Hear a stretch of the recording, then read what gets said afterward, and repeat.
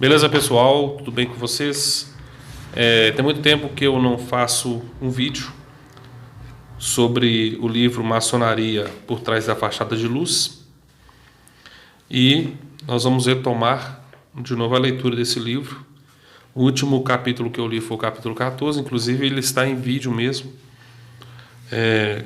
eu mostrando dentro do livro algumas imagens, ok?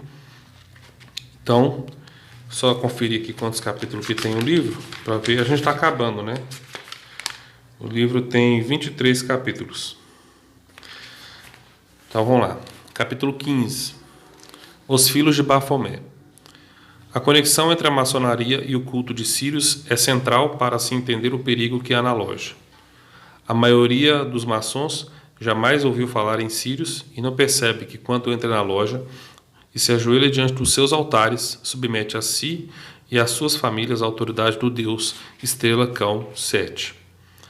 Isso não é para ser levado na brincadeira. Precisamos ver como Sete veio dos templos do Egito para as lojas modernas. Traçaremos agora de forma breve as raízes históricas e espirituais da maçonaria. Ao contrário do que dizem os livros maçônicos, não há evidência real de que essa arte existisse antes da Idade Média. A maçonaria faz tentativas óbvias de evocar os antigos mistérios. Este fato, contudo, não enfraquece nem um pouco o perigo espiritual da maçonaria nos dias de hoje. É como a Europa depois da Segunda Guerra Mundial. As pessoas enterraram minas que nunca explodiram. Se eles deixam a bomba em paz, tudo bem. Contudo, se alguém mexe nelas, pode explodir diante do seu rosto, apesar de terem ficado enterradas durante anos. De forma semelhante, apesar de que não pode haver nenhuma ligação secular entre as seitas pré-cristãs e a maçonaria, o seu uso de ídolos antigos equivale a ficar martelando uma bomba há muito tempo enterrada. Lembro-me de uma conversa que tive com um companheiro maçom que também era envolvido com outras formas de ocultismo. Ele tinha uma imensa coleção de livros da área, incluindo os escritos do maçom e mago Manly P. Hall.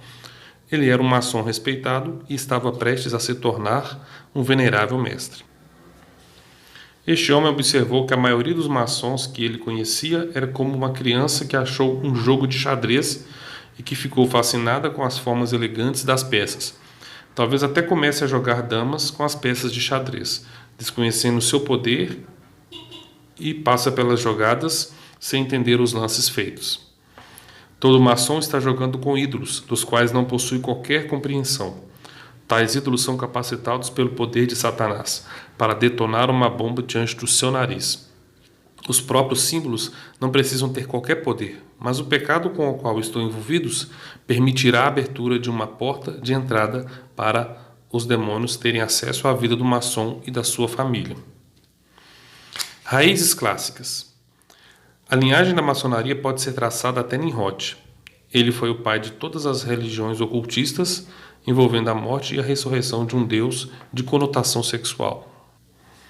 Contudo, de acordo com os eruditos maçons, o mais antigo, 500 a.C., surgimento de uma sociedade secreta parecida com a maçonaria, ocorreria com os artesãos dionisíacos. Os artesãos eram também como construtores. Dionísio era o deus grego do vinho e da loucura, e também possuía chifres. Foi um deus que morreu e ressuscitou ao ser concebido por uma virgem, que engravidou do deus Zeus. Os ritos dionisíacos tinham muito em comum com os sabás, ou sabás das bruxas, e com a maçonaria, incluindo a encenação da morte e ressurreição, além dos juramentos e ameaças de morte. A escola de Pitágoras também merece ser mencionada.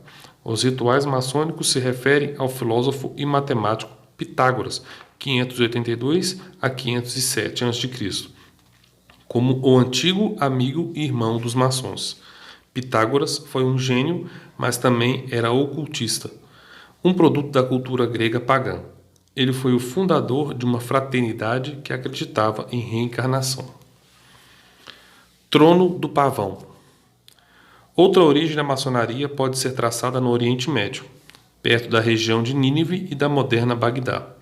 Um grupo chamado de os Ietísides adorava o anjo pavão, e como os maçons tinha vários níveis de segredos dentro da sua crença. Aparentemente, ninguém sabe o quanto antiga era a seita Ietiside, mas a perseguição dos muçulmanos começou no século XIII. O nome secreto do seu deus era Shaitan, a palavra árabe para Satanás. É uma variação do hebraico Ha-Satan, usado em Jó 1,6, com referência a Satanás. O pavão era o símbolo de Shaitan por causa do seu orgulho. Só restaram fragmentos dos seus escritos. Parece que foram adoradores descarados de Satanás, apesar de que não há evidências de que tinham realizado sacrifícios humanos, como fizeram alguns dos cultos satânicos. Alguns especulam que os Ietísides podem, de algum modo, estar envolvidos com o próximo elo nesta corrente bizarra, o culto de Hassan a-Saban. Desculpe, pessoal, é Hassan e Sabá. O Velho das Montanhas. Hassan e Sabá foi uma das figuras mais intrigantes da história. Chamado de o Velho das Montanhas, ele foi um líder na heresia chamada de Ismaelianismo. O islamismo estava crescendo com seu fanatismo e ser um herege era o mesmo que ser executado com uma espada. Hassan era esperto e percebeu que os muçulmanos mais ortodoxos estavam em maior número. Ele sabia que a única maneira de vencer seria executando um golpe. Ele criou uma ordem de soldados de elite com drogas, principalmente o haxixe e o que chamaríamos hoje de programação mental. Esses homens programados estavam desejosos de morrer pelo seu novo mestre. A ordem de Hassan era chamada de Hashinshin, que significa assassinos. A palavra assassino deriva diretamente do nome Hassan. Ele foi um gênio maligno que parece ter inventado muitas das nossas técnicas modernas de espionagem, em especial a toupeira. Ele enterrava seus homens a fim de que fossem abrigados dentro do terreno do inimigo e então, anos mais tarde, quando estes recebiam um sinal, as toupeiras cravavam uma adaga bem no coração do inimigo enganado. Quando Hassan morreu, deixou para trás uma herança extraordinária, porque houve um cruzamento das suas ideias com a dos seus equivalentes europeus, os Cavaleiros Templários. Como ratos que transmitem doenças, os Templários voltaram para a Europa com os segredos de Hassan e lá eles espalharam como fogo no palheiro. Os filhos de Bafomé. Os Templários sempre geram curiosidade, tanto que excitaram o interesse de mais pessoas ao longo dos séculos do que qualquer outra ordem militar. Sua verdadeira história é controversa e suas explorações alcançaram do honesto ao depravado. Nenhuma história dos maçons poderia ser compreendida sem os templários. Curiosamente, os templários também inspiraram os interesses de uma grande leva de ocultistas, bruxas, satanistas, dentre outros. Os templários começaram com uma ideia nobre: proteger peregrinos em sua viagem para a Terra Santa durante as cruzadas. Os cavaleiros pobres do Templo de Salomão, conforme eram conhecidos, começaram em 1118 como uma ordem de monges guerreiros. Seu primeiro grande mestre, observe o título, foi Hugues de Payens. Ao contrário das outras ordens de cavalaria, os templários eram monges e seus votos eram obrigatórios. Foi a primeira vez na história que soldados deveriam viver como monges. Parte da razão do seu nome se origina de haverem construído sua sede em um lugar onde se crê era o local do Templo de Jerusalém, um lugar-chave na lenda maçônica.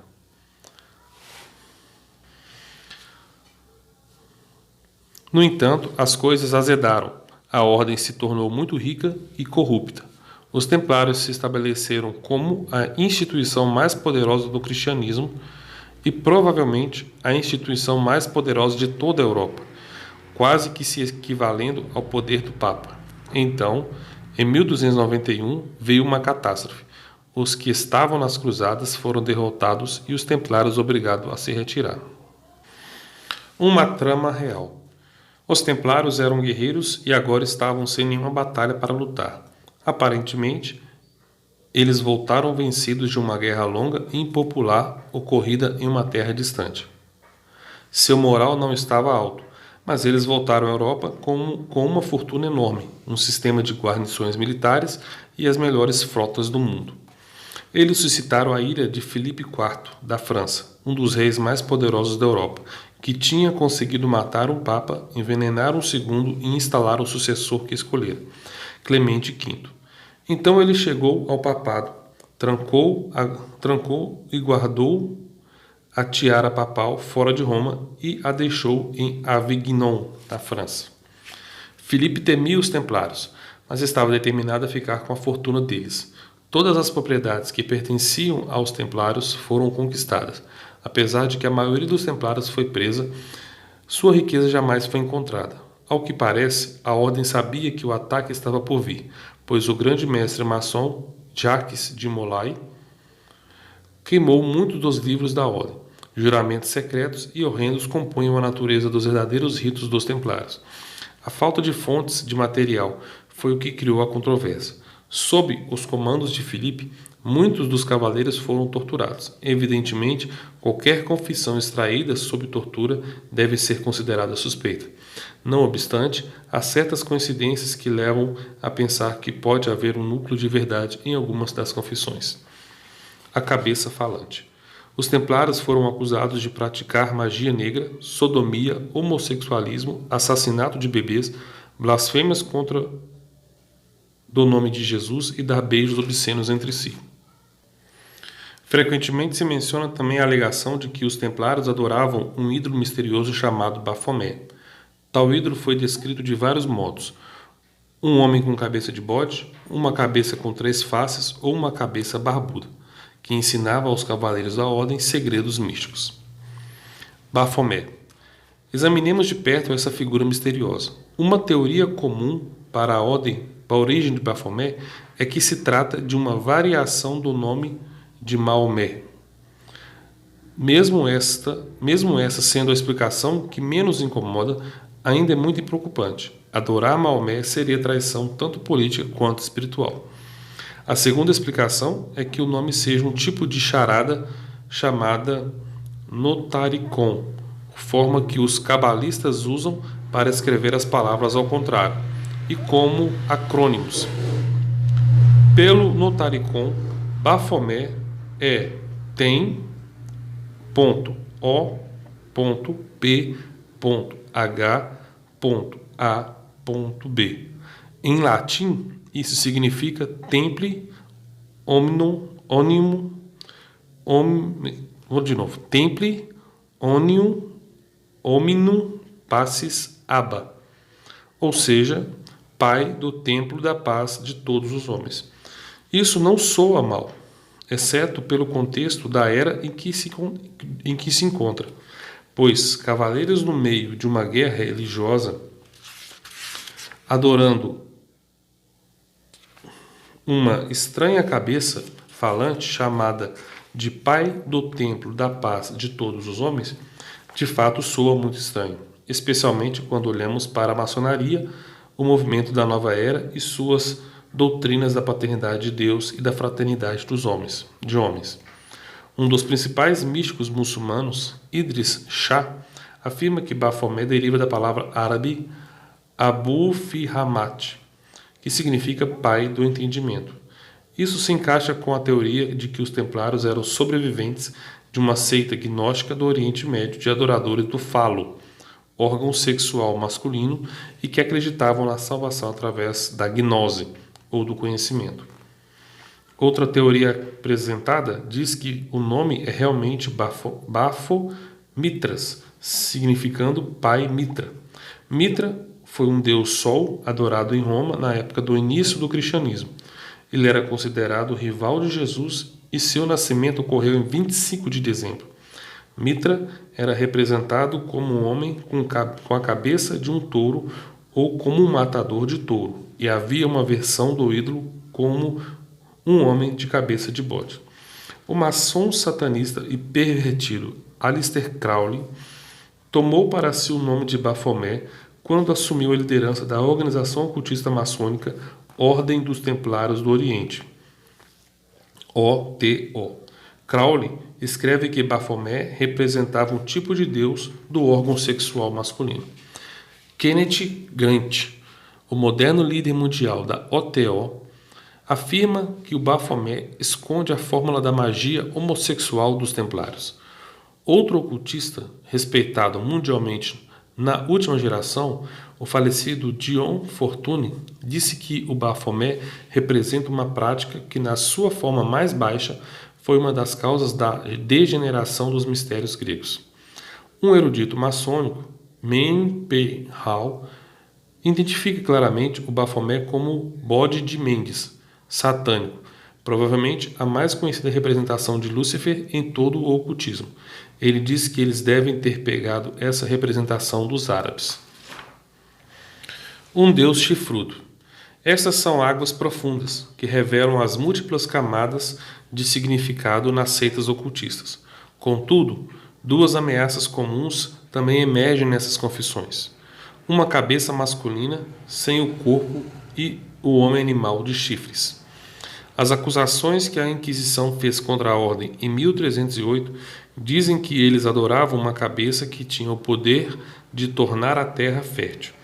Essas qualidades da cabeça se encaixavam com a antiga adoração druida da cabeça separada, a cabeça de Bran, o bendito, um deus que aparece em um poema gaulês, o Mabinogion. Eles encaixam perfeitamente no panteão da bruxaria celta, especialmente quanto às suas características de invocar a fertilidade. Baphomet é outro nome do deus das bruxas, que é também o deus dos templários. Este deus é também conhecido como o deus chifrudo, porque é frequentemente mostrado com chifres ou com a aparência de um animal com chifres, cervo, bode ou touro. Tal deus é adorado hoje em congressos de bruxas em todo o mundo e pode ser um dos ídolos mais antigos da história. Pinturas nas cavernas de Ariège, na França, mostram o xamã ou feiticeiro vestindo um traje com chifres. Até mesmo Nimrod é frequentemente mostrado usando uma máscara com chifres durante o ritual. Outra forma comum do deus das bruxas nas ilhas britânicas é o chamado Homem Verde.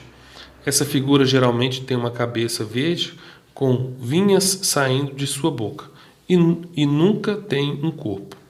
As semelhanças aqui são impressionantes demais para serem meras coincidências.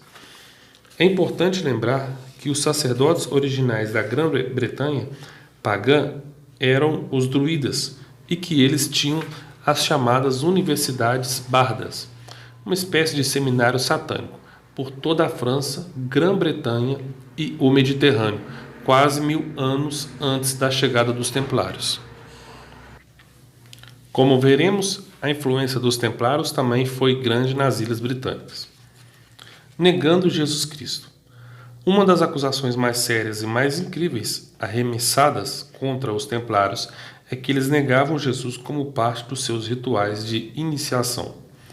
Visto que supostamente a ordem era cristã, jurava defender os lugares santos de Jerusalém e proteger os peregrinos, como eles poderiam estar envolvidos em tamanha contradição? Surpreendentemente, uma confissão-chave desse tipo de negação não foi extraída sob tortura, mas no lugar de reunião ligeiramente mais civilizado da Inglaterra. Pode ser que nunca saibamos por completo o que exatamente é verdade ou mentira nas acusações contra os templários. Muitos dos cavaleiros preferiram ser queimados no tronco a confessar tais segredos. Em 1314, o grande mestre Jacques de Molay enfrentou o mesmo destino, negando todas as acusações. A lenda diz que, quando ele estava sendo executado, manteve que era inocente e proclamou que tanto o rei Filipe quanto o Papa morreriam dentro de um ano. A maldição deu certo, pois ambos morreram dentro desse período. Se a maldição foi simplesmente um apelo para a justiça divina ou um verdadeiro ato de bruxaria, nunca iremos saber. Nem a morte das duas autoridades pode ser atribuída a algo sobrenatural. Se os templários tinham uma aliança com os Rachinchim, podem ter escolhido alguma técnica de assassinato. É, portanto, possível que tanto o rei quanto o papa tenham sido assassinados para se perpetuar a lenda do imenso poder dos templários até mesmo além do túmulo. Se essa era a intenção, foi bem sucedido, muito além do que qualquer um poderia imaginar. Os templários têm sido um dos assuntos mais duradouros nas sociedades secretas e nas ordens ocultistas até os dias de hoje. Há mais um ingrediente a ser acrescentado nessa mistura antes de ficar pronta a maçonaria da Grande Loja, tal como conhecemos hoje, e é o que veremos no próximo capítulo.